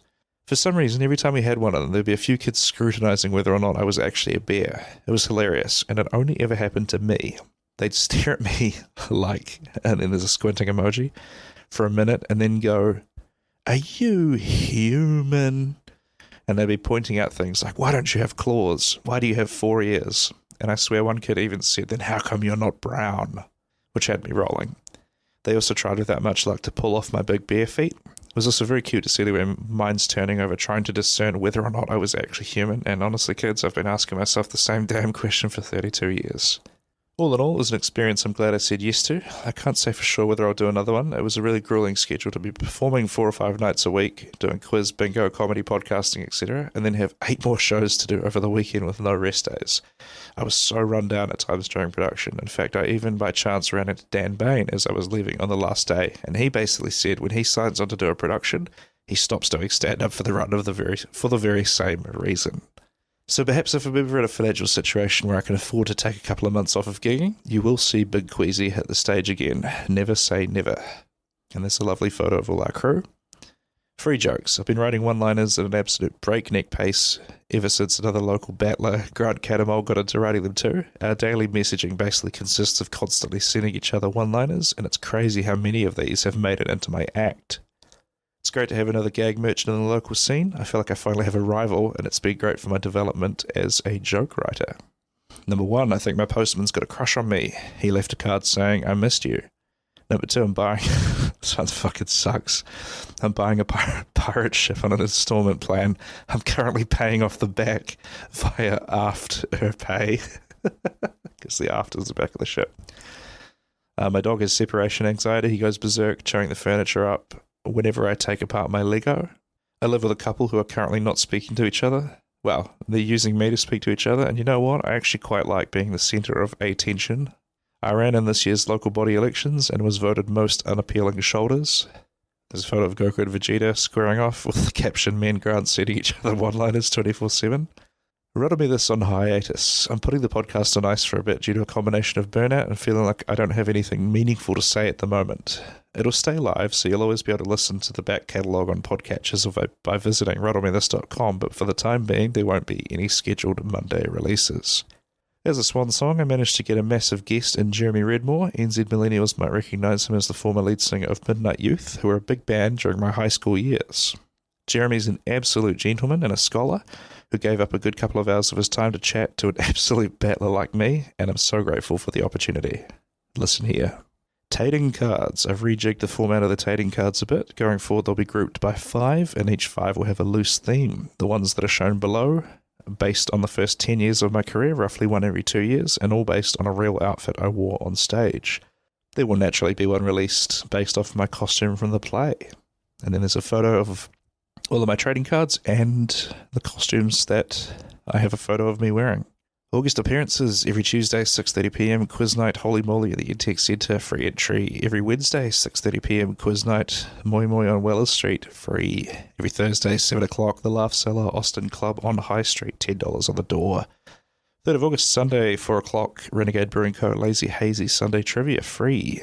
8th of August, Friday, Talk Nerdy to Me, a show by nerds for nerds featuring 4 geeky comedians doing jokes about niche interests and that sort of thing. 6:30pm, Good Times Comedy Club, $15 tickets here. 30th of August, Wednesday, I'm emceeing the Wednesday night open mic at Good Times Comedy Club, 7 o'clock, free entry. 14th of August, Thursday, we're running another gig to support the Cancer Society on the state. Same time and place as usual, although the ticket price is $20, with 10 of that going directly to the Cancer Society. 7 o'clock, the Laugh Cellar, Austin Club on High Street, $20 at the door. 17th of August, Sunday, we're running a show called Funny Bones, which is an experiment at a lazy Sunday show, but earlier in the day, it all focused around one-liners, puns, gags, etc. 4 o'clock, Good Times Comedy Club, $10 entry, tickets here. Fuck, that was a rough show. It was like, we got about 6 or 7 audience members, and most of the crowd was the comedians who had heard all of my one-liners before, so I was just bombing for like an hour. All of the comedians got up and did some one-liners, and their stuff was getting laughs, but pretty much everyone in the room had heard mine before, so that was a tough gig for me. 20th of August, Monday, Good Advice, Bad Advice, 6:30pm, Good Times Comedy Club, free. 29th of August, Friday, 8 o'clock, Winniebago's Wrong Euro, Beats by Bingo, free. This gig has been shuffled to the last Friday of the month, moving forward.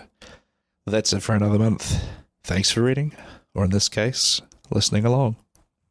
Welcome along to the audio edition of the Taylor Ruddle newsletter, number 9, September 25, Midwinter Christmases, Fleeting Financial Stability and Pumping Iron. There he is, back for another edition of the Taylor Ruddle newsletter. August was a super busy month, mostly due to this new trend I've noticed picking up over the last couple of years of companies doing a midwinter Christmas event in July or August.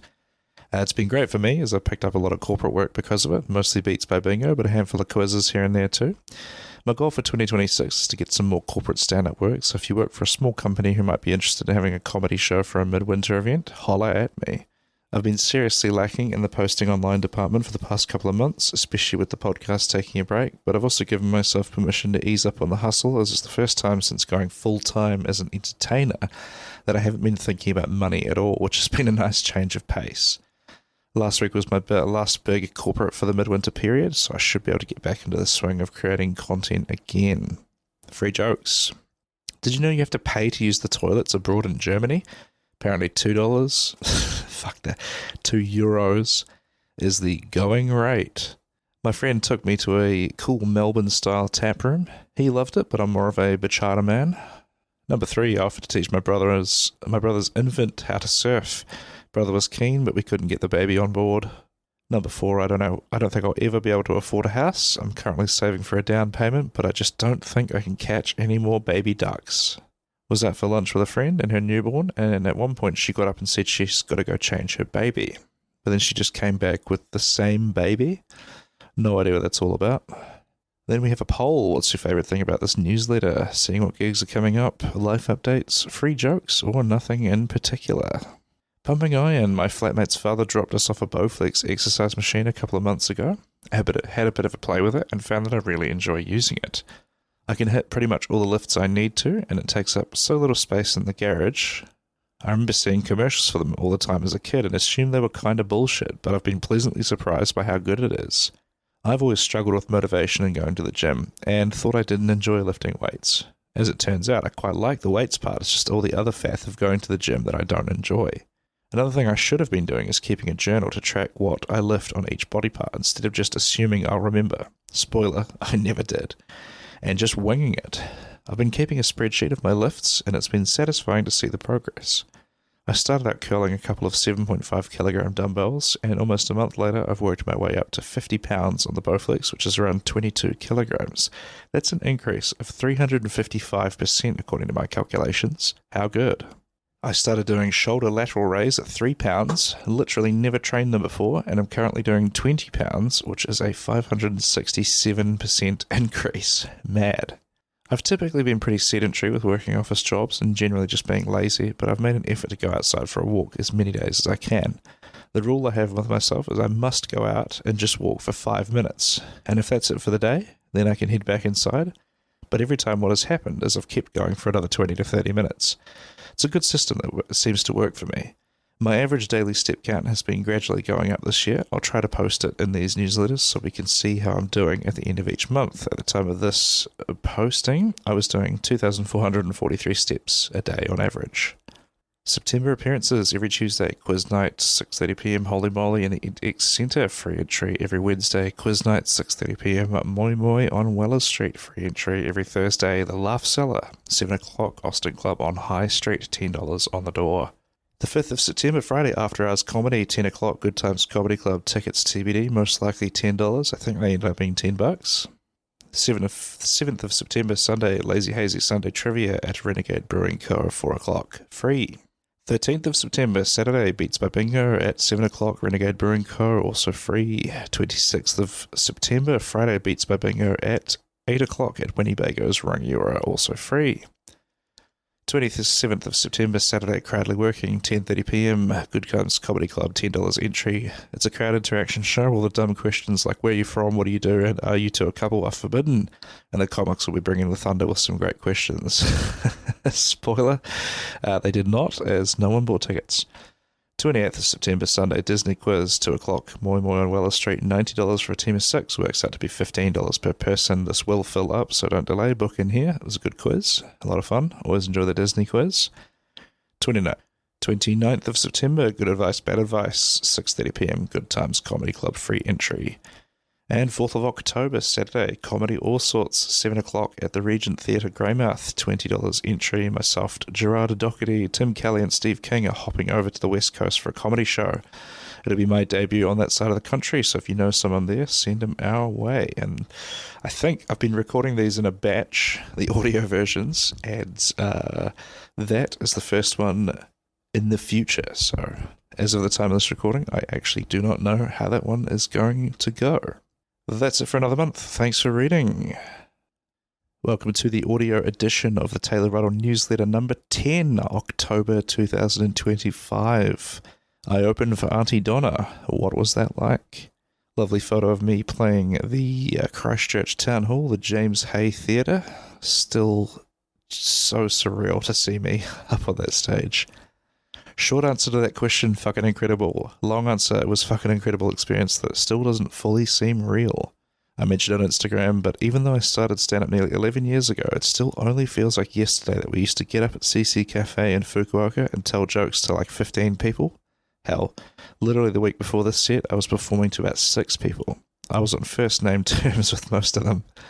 Then there's a lovely photo of my debut gig, followed up by me on the stage at the James Hay Theatre. I only found out a few days before the gig, which turned out to be a blessing, as I was absolutely bricking myself, thinking that we were going to be in the main amphitheatre of the town hall, which seats like 2,000 people. I'm glad I only had a few days to be anxious about that, although when I turned up for sound check and realised we were in a smaller theatre seating 750 people, suddenly the task felt doable, and my nerves pretty much went away. Now, I have had friends query what the difference between 2,000 and 750 was, and I don't know why, but suddenly that when I saw that theatre ahead of me, I thought, no, that's my speed, I can handle that. I'm sorry if it's disappointing to say that I didn't get to spend a whole heap of time with the boys from Auntie Donna. The show was incredibly complex with music and lighting cues, so they were naturally getting into the zone before the show started. although the few short interactions I had with them before and after were exactly what I'd hoped for. They were so sweet and very appreciative of me opening for them, but trust me, I was the one who should have been thanking them. Broden did say that he watched some of my special Panic at the Buffet, which was so awesome to hear. I'm actually a little bit glad I didn't spend a long time around them, as I was kind of starstruck. The actual set I had was insane, quite possibly the gig of my life. Some of those laughs coming back at me were huge, and it was a massive crowd that just seemed to get my sense of humour. I felt completely at ease up there, and I hope that in another few years, it'll be my name on the marquee that they're coming out to see. But for now, I'm more than happy with being the opening act. Oh, and the morning prior I had made my television debut on Breakfast, promoting a Beats by Bingo gig, and I had to laugh at the timing of this photo. My big old melon up on the screen with Russian airstrike kills 24 and pension queue right under it. But hey, that's showbiz. As with any big gig, I got tremendously sick almost immediately afterwards, and have been battling what I think is a cold or flu number 6. 6? Fucking hell, yes, I've been sick 6 times this year. You could probably still hear it in my voice. I just cannot get that last little bit of nasaliness to clear out. Which has unfortunately also been the nastiest one I've had so far. I was bedridden for a few days. Normally I'm able to soldier on, but I had to take a few days off gigs to rest up. A big thank you to my colleagues for stepping up and helping me out there. Yeah, genuinely. It was the first one that I've had like muscle aches, and yeah, I honestly do not think I'm going to recover from this for probably another month or so. My sleep schedule has been completely fucked up. I just I like randomly fall asleep in the middle of the day now. It's insane. Free jokes. People ask if I'm close with my amphetamines dealer. Let's just say I've got him on speed dial. My flatmate's been overseas for a couple of months now. He's just really sick of the ocean. Local elections coming up. A friend of mine's an Avon River punter standing for office. He's polling really well. That's so diabolical. My friend Dave and I had a threesome with this girl. At one point, Dave got all weird and started saying stuff like, check Dave out. Dave's really giving her the business. Dave's giving her the night of her life. I said, mate, can you stop referring to yourself in the third person? I took yesterday off work. I took yesterday off work. My girlfriend texted me asking what was wrong. I replied head cold, so she got me a lovely warm hat. Pumping iron, as you can imagine with me being under the weather, my exercise regime has taken a real hit. I haven't lifted as much as I'd like, but I've been making sure to get out for a walk and have been happy with my progress. Still doing 30 to 40 minutes without much trouble, which I couldn't do even before I got sick. August, my average was about 2,500 steps. September has dropped to 2,300 steps. And honest, oh God, I'm even scared to look now. I tell you what, just for you, on the audio listeners, I'm going to bring it up, but I don't think it's going to be pretty. What are we looking at now? The 6 months, the year. Oh God, it's down to 1,700 in October, because September was pretty much a write-off because that's freaking cold. Anyway, onwards and upwards. I'm still far less sedentary than I was at the start of the year, so I'll take that progress. Hoping with winter finally on the way out, everyone in Christchurch will stop being so fucking sick all the time and passing their germs onto me, and I can get that average count up to 3k per day.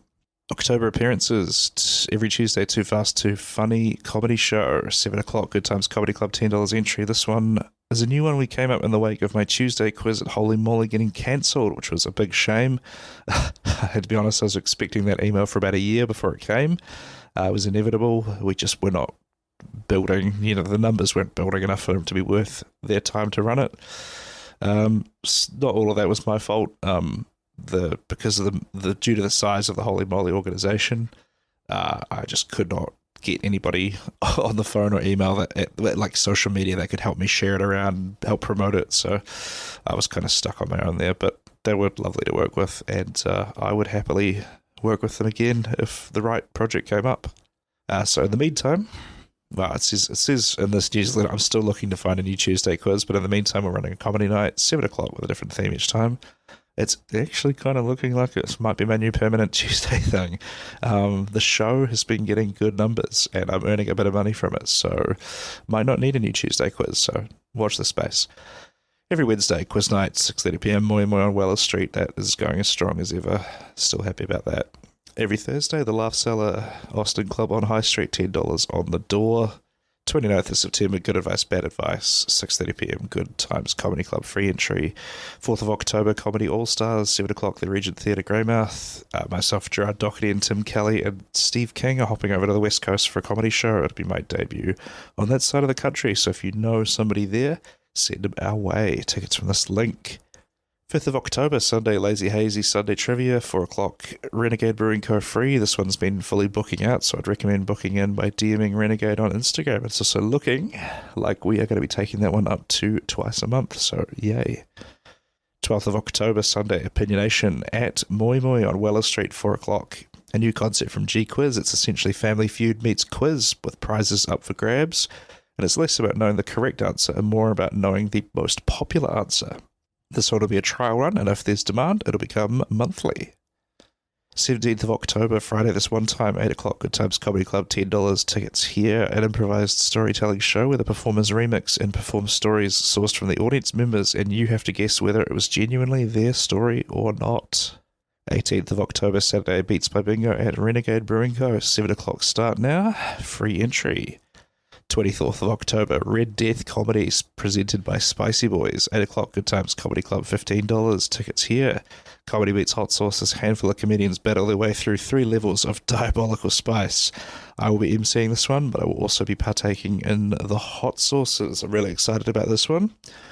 27th of October, Good Advice, Bad Advice. 27th of October, Monday, 6:30pm, Good Times Comedy Club, free entry. And 31st of October, Friday, Beats by Bingo. I think we're going to do like a Halloween theme there for that, given that it's on Halloween. That is at Winnebago's Rangiora. That is free entry. Joketober 2025, we're finally doing it. I've been talking about it for years, but 2025 is the year I finally post a joke every day in the month of October, which now that I notice, I didn't do free jokes in this. Yes, I did. Never mind. Don't know what I'm talking about. I finally post a joke every day in the month of October. You're more than welcome to join along. Here's the prompts. I'm not going to list all the prompts, but there's 31 prompts at the time of this recording. It is day 3. Well, it's just ticked over midnight. So the prompt for today is passwords. I'll tell you the joke. Why not? A little secret between us. Yeah, just don't tell anyone. The joke for this one is I set my password to be Tyrion Lannister because the guidelines said it should contain one unique character. What a unique character that is. So that is it for another month. Thank you for reading. Alrighty, welcome to the audio edition of the Taylor Ruddle newsletter, number 11, November 2025. Second to last one for the year. Here we go. Let's see if we can get it done in one take. I survived Joketober, 1 million Scoville hot sauce, tag team comedy, and more. It's been a crazy month with heaps of weird and wonderful comedy gigs, all the while trying to post a daily joke for our Joketober challenge and filming for a weekly vlog. And boy, am I glad that's over. Free jokes. I normally write these jokes down, but it seems like as good a place as any to post the full compilation of my Joketober jokes. That's right, 31 free jokes in one video for you to enjoy. Gig report. Here's a few pics from some shows I was on or produced this month. Red Death Comedy was amazing. I've posted a proper write-up on my social media, but we had a lovely full house of psychos keen to watch us suffer for our art. As you can see by the middle photo, I was not coping with the level 3 hot sauce well. Oh, I'm a glistening, sweaty mess in that photo. Tag Team Comedy is a show produced by my buddy Ben Tito Caldwell of DIY Comedy that he ran here in Christchurch. The show was chaotic and a lot of fun, and we ended up taking this Renaissance photo at the end. There's a glorious photo that you can see. I came up with my first character to do on stage. His name is Milton, and his gimmick can be described as comedian who's increasingly suspicious that an audience member is secretly an alien. It's a lot of fun. I will keep doing it. As you can see, Steve King's show, Comedy All Sorts, at the Greymouth Regent Theatre absolutely went off. It was a fun show with a packed house of people who were up for a laugh. At the Laugh Cellar on the 30th of October, we had Shelley Ann Moore visiting from Auckland. Shelley and her buddy dressed up as witches, and we had an awesome show. Pumping Iron. This month was for the most part an absolute shambles with a bit of a silver lining at the end. As I mentioned in my last newsletter, I got sick again. Fucking again, 6th time this year. On the 14th of September, and that lasted until about the 6th of October. But even then, I didn't feel like I got back to full health until maybe a week ago. I never did a COVID test, as this last one wasn't that intense, but I feel like I have had long COVID or something similar for the past month. My daily average steps, 2,460 steps, which is up on last month, but down on August. Steps for this month are up on last month, but still lower than my peak. I've been lifting very consistently this month, however, and somehow when coming back to the gym, even after being sick for almost a month straight, I still found that I had gained strength in some lifts. Guess all the rest was good for me. A few highlights. I was chest pressing around 50 pounds at the start of the month, and I've doubled that to 100 pounds. I'm working a lot on shoulder exercises due to working at the computer a lot of the time, especially things like rotator cuffs and trapezius. I've been hitting 3 sets of bodyweight squats during pretty much every workout, even though I hate them, and my left knee is not in great shape. Been doing heaps of stair climbing to help strengthen it too. Bicep curls only increased from 50 pounds to 60 pounds, but it's still progress. Overall, happy where I'm at so far. A friend reckoned I have slimmed down a bit since the last time he saw me, and I was patting my chest the other day and noticed it felt pretty solid compared to the flab it usually is. We'll keep going. On to the November appearances. Every Tuesday, Too Fast Too Funny comedy show, 7 o'clock, Good Times Comedy Club, $10 entry. This has rapidly become one of my favourite shows to do. Each week we have a new theme, and we've been really pushing the boat out and getting weird. Every Wednesday, quiz night, 6:30pm, Moi Moi on Wells Street. Free entry, no quiz on the 12th of November. Every Thursday at the Laugh Cellar, 7 o'clock, Austin Club on High Street, $10 on the door. 2nd of November, Sunday, Lazy Hazy Sunday Trivia, 4 o'clock at Renegade Brewing Co. Free entry. This one's been booking out, so I'd recommend booking in by DMing Renegade on Instagram. 6th of November, Thursday, See Hear Speak No Evil, 7 o'clock at Austin Club, $10 tickets. A show featuring me, who can't hear, B. Rose, who can't see, and George Fenn, who can't speak, and it's either going to be hilarious or a total train wreck. One way to find out. 7th of November, Friday, Beats by Bingo at Winnebago's Ferrymead. That's free entry. I am just covering for the night, but if you're in Ferrymead, come down and say hello. 14th of November, Friday, Sock of the Pops, 6:30pm, Good Times Comedy Club, $10 tickets. An improvised comedy show, where Tim Kelly and myself are going to award prizes and make bold, baseless claims about audience members based on what socks they are wearing. 15th of November, Saturday, Beats by Bingo Christmas edition, the 7 o'clock Renegade Brewing Co. Free entry. We're going to do a prize for best dressed, and I'll be an elf or something. Probably Rudolph more than likely. 16th of November, which is Sunday, the pop quiz, 4 o'clock at Ramen Ria, $10 per person, book in via this link. I used to run this quiz back in 2023, and it's all about pop culture by nerds for nerds. There'll be about $200 worth of vouchers as prizes. Should be a cracker. 21st of November, Friday, we've got I can't even say the fucking word, Criminally Funny. 8 o'clock, Good Times Comedy Club, $10, a great wee lineup show at Good Times. I'll be dressed as a cowboy. No, I will not be elaborating on that further. 23rd of November, Sunday, we've got Opinionation at 4 o'clock at Moi Moi on Wells Street. That's going to be free to play. A new concept from G-Quiz. It's essentially Family Feud meets quiz. Prizes up for grabs and less about knowing the correct answer and more about knowing the most popular answer. 24th of November, Monday, we've got Good Advice, Bad Advice, 6:30pm, Good Times Comedy Club, 3 entry, of course. 28th of November, Friday, Beats by Bingo, 8 o'clock, Winnebago's Rangiora, The Usual Haunt. I think that's the last one for the year. Depending on how it shakes out, probably will be, I think. Yes, very likely the last one for the year. And on the 4th of December, we're running a show called Please Accept This Rose, which is a legally distinct parody of and in no way associated with ABC's The Bachelor. 7 o'clock at the Austin Club on High Street, $10 tickets here. We're parodying The Bachelor at Austin Club. Should be a hoot and a half. Saddle up and set sail. Steve Wilbury and I are running a kids' show at the Malthouse Theatre in the school holidays of 2026 called Saddle Up and Set Sail. Here's the blurb. An exciting swashbuckling adventure featuring the magical pirate Jack Albatross and the fastest pun in the West Coast, Silly the Kid.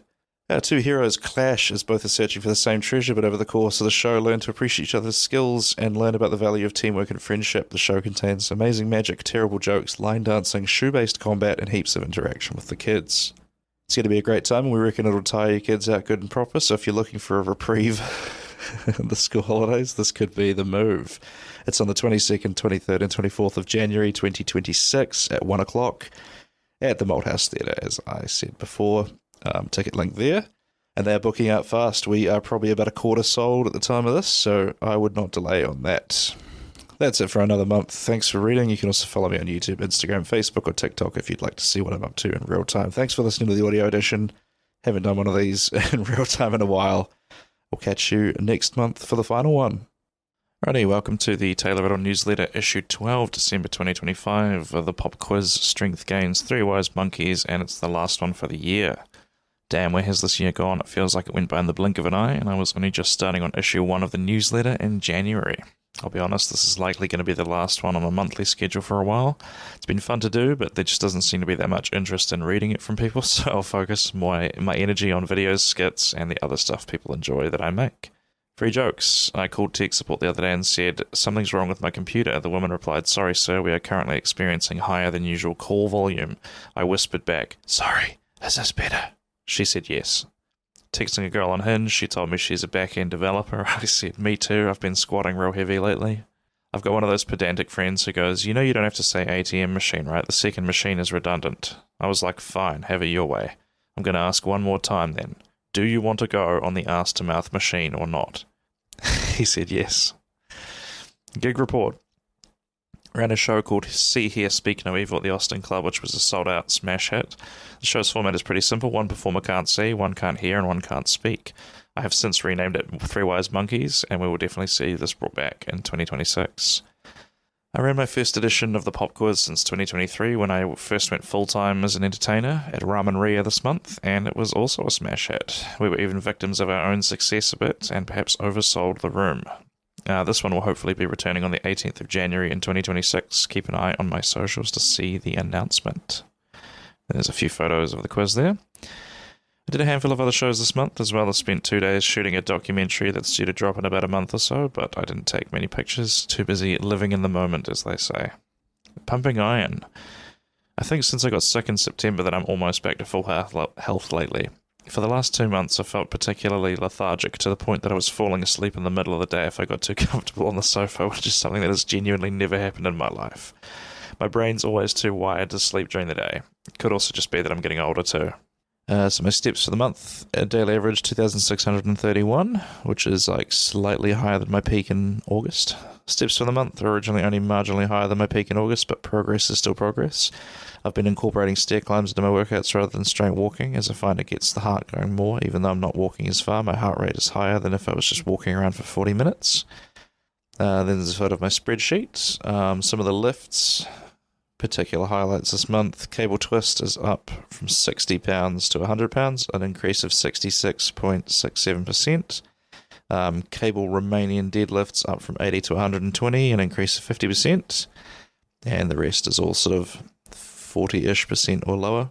I'm really pleased with this page in my spreadsheet. It calculates automatically how much stronger I got compared to the previous month whenever I add in my numbers for the month. Cable twist currently leading the charge with a 66% increase, followed by cable Romanian deadlifts with a 50% increase.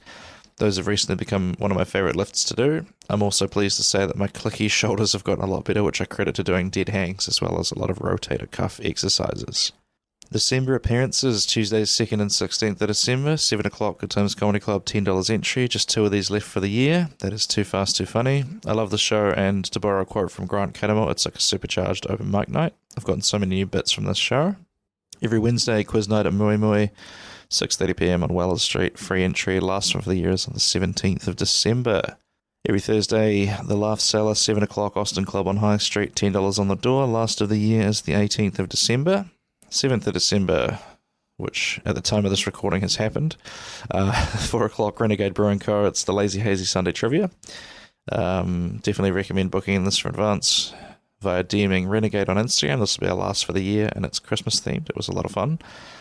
4th of December, Thursday, Please Accept This Rose. Also, by the time I'm recording this, it has happened. It was a lot of fun. 7 o'clock, Austin Club, the Legally Distinct parody and in no way associated with ABC's The Bachelor. We found a local Lady Gracie who's going to be our bachelorette for the night, and each round one comedian will be eliminated until there's only one winner.